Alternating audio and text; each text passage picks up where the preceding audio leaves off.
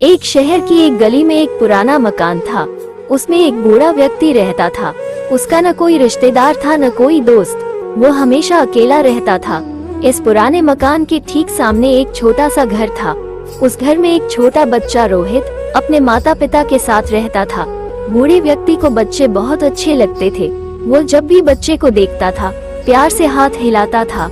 छोटा बच्चा भी अपनी खिड़की में खड़े होकर जवाब में उसकी ओर देखकर हाथ हिलाता था।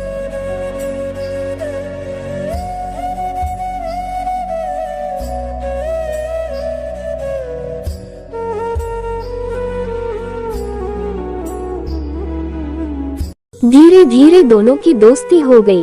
रोहित बूढ़े व्यक्ति को दादाजी कहकर बुलाने लगा। दादाजी अक्सर रोहित के लिए बिस्कुट लाते थे। कभी कभी वे उसके पसंद की चॉकलेट लाकर भी उसे देते थे।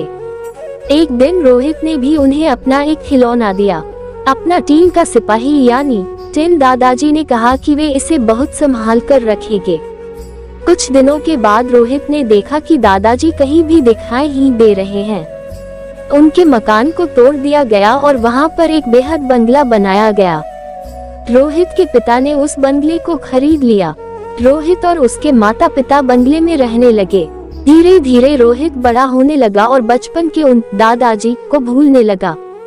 जब वह बड़ा हुआ और उसकी शादी हो गई तब उसकी पत्नी भी वहीं रहने आई।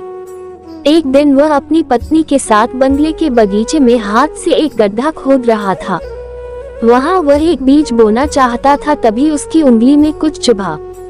उसने खोद कर देखा तो यह उसका अपना टिन सोल्जर था जो उसने दादाजी को दिया था। उसकी तलवार की नोक रोहित की उंगली में चुभ गई थी। अपना बचपन का खिलौना देखकर अचानक रोहित को बचपन की सारी बातें और दादाजी याद आ गए। उसे याद आया कि दादाजी ने कहा था, ये खिलौना मैं बहुत संभाल कर रखूंगा। रोहित ने अपनी पत्नी को बचपन की वह सारी बातें सुनाई। सुनाते सुनाते उसकी आंखें भर आई। वो टिन सोल्जर रोहित ने अपने घर में सजा दिया। उसका ये पुराना खिलौना हमेशा उसे बचपन की मीठी यादों में ले जाता था। साथ ही उसे दादाजी भी याद आ जाते थे।